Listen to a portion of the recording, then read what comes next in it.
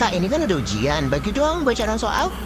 Nungguin FR ya? Oke, kita langsung aja bahas soalnya. Bismillahirrohmanirrohim. Oke teman-teman, jadi di video kali ini aku akan ngebahas soal sosial kultural yang ini berkaitan dengan FR yang sudah beredar. Jadi untuk teman-teman kita yang udah ujian P3K 2023 ini, bahwa untuk soal sosial kultural mengalami perubahan terkait opsinya. Untuk tahun lalu opsinya ada 5 dan opsinya terdiri dari sangat setuju, setuju, ragu-ragu, tidak setuju, sangat tidak setuju. Untuk tahun ini berubah total teman-teman. Jadi ternyata opsinya mirip dengan manajerial. Makanya dia hanya 4 gitu ya. Jadi nilai tertingginya adalah 4, A, B, C, D. Oke, tanpa berlama-lama kita akan langsung bahas saja. Tapi sebelum aku bahas, aku mau ngajak teman-teman nih untuk latihan dulu jawab soal ini. Nanti aku akan kasih waktu beberapa detik. Kalau misalnya nanti kecepatan tinggal dipausikan aja videonya. Nah, kalau misalnya udah dapat jawabannya tulis di kolom komentar ya. Oke, mari kita mulai.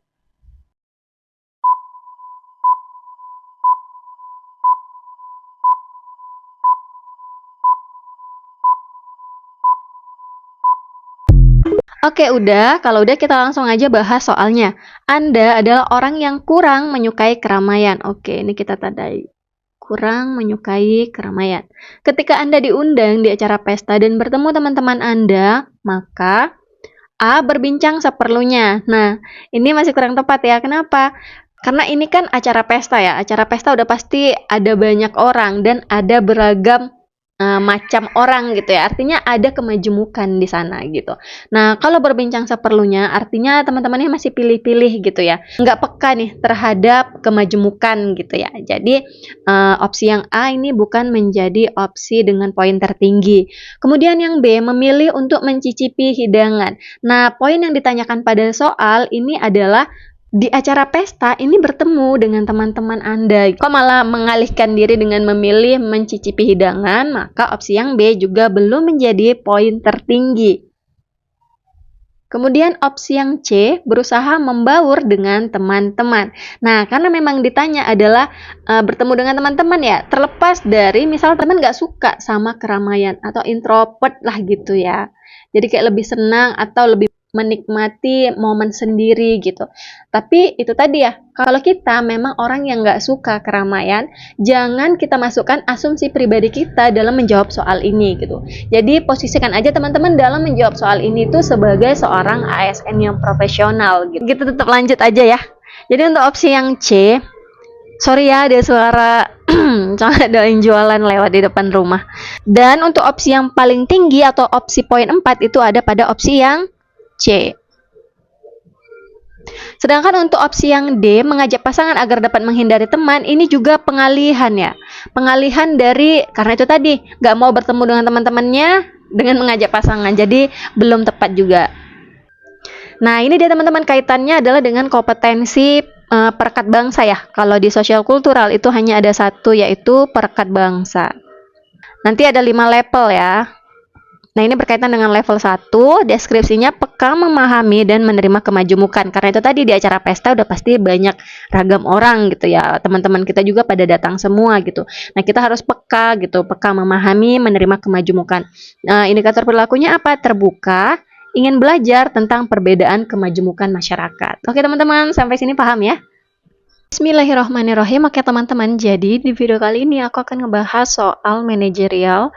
Yang ini kaitannya adalah dengan kisi-kisi yang udah keluar ya. Jadi ini berdasarkan dengan kompetensi yang ada di manajerial. Tapi ya sebelum lanjut bahas soalnya, aku mau ngajak teman-teman nih challenge latihan jawab dulu soal ini. Nanti kalau misalnya udah ketemu jawabannya tulis di kolom komentar. Aku akan kasih waktu beberapa detik. Kalau misalnya nanti waktunya kecepatan, dipausekan aja dulu videonya ya. Oke, kita langsung mulai aja.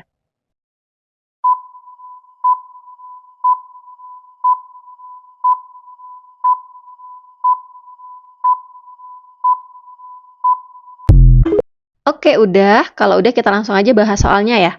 Anda bertugas sebagai admin di perusahaan yang mengentry data customer.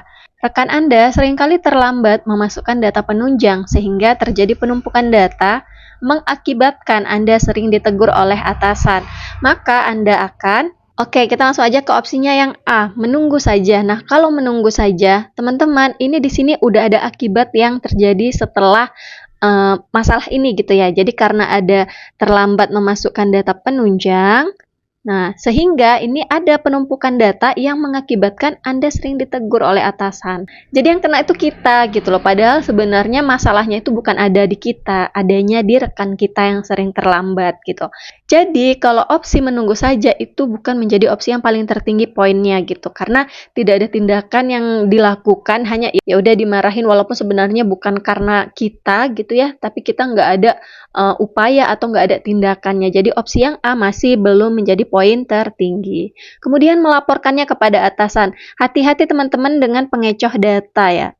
Nah, seperti ini Anda sering ditegur oleh atasan. Karena kan sebenarnya atau realnya itu bukan kesalahan dari kita, tapi kesalahannya ada di rekan kita. Kalau kita pilih opsi yang B langsung melaporkan kepada atasan, itu masih kurang tepat. Jadi bukan menjadi opsi yang paling tertinggi gitu. Jangan main langsung laporkan. Kita bisa cek lagi opsi yang C dan D apakah ada gitu ya.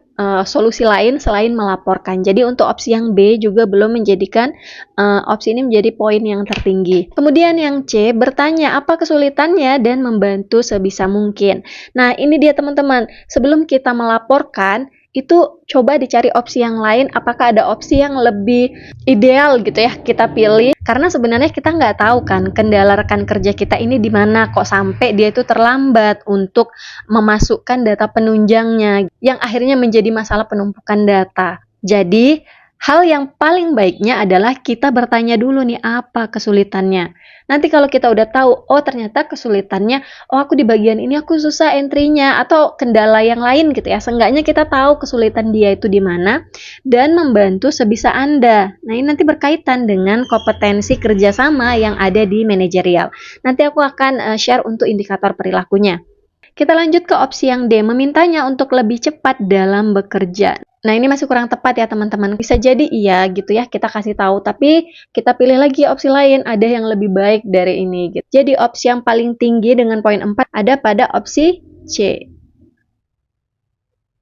Nah, ini dia teman-teman kaitannya dengan kompetensi kerjasama yang ada di dalam manajerial.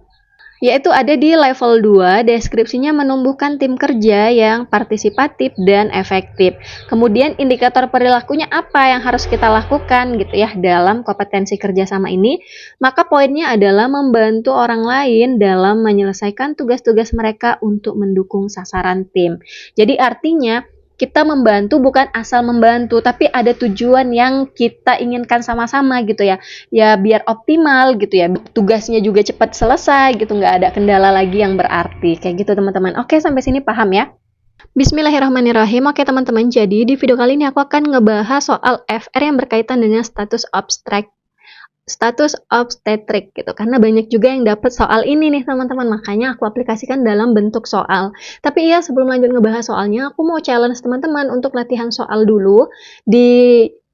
Kalian baca soalnya, terus aku akan kasih waktu beberapa detik, nanti dipausikan aja kalau misalnya kecepatan. Pastiin teman-teman ngejawab soalnya di bawah waktu 1 menit ya, karena nanti saat real ujian, teman-teman satu soal itu nggak nyampe 1 menit.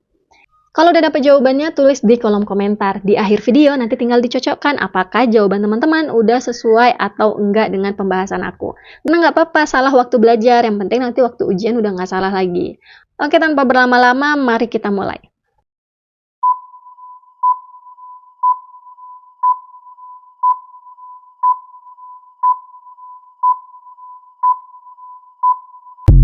Oke, udah. Kalau udah kita langsung aja ke soalnya ya.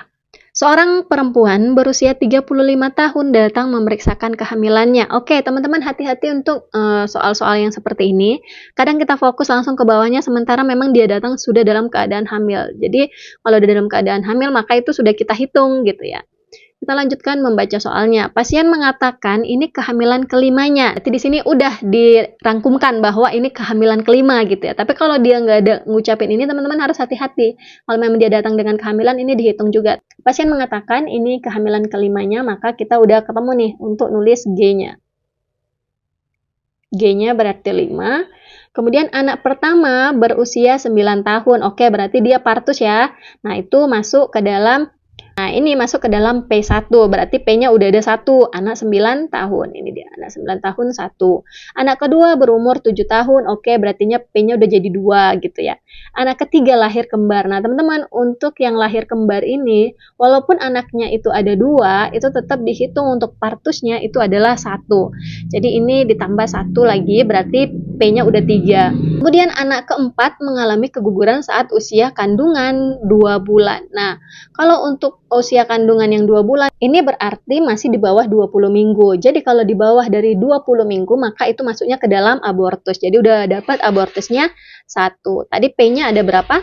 1, anak yang usia 7 tahun, dan yang kembar, maka P-nya 3.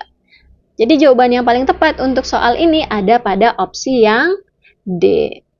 G5, P3, abortusnya sekali. Nah, untuk abortus ini, jika anaknya ini di atas 21 minggu, lahir prematur gitu ya, nah itu masuknya ke dalam partus. Tapi kalau misalnya anaknya usia di bawah 20 minggu, kan ini anaknya usianya masih 2 bulan ya, 2 bulan itu berarti kita asumsikan ada 8 minggu gitu.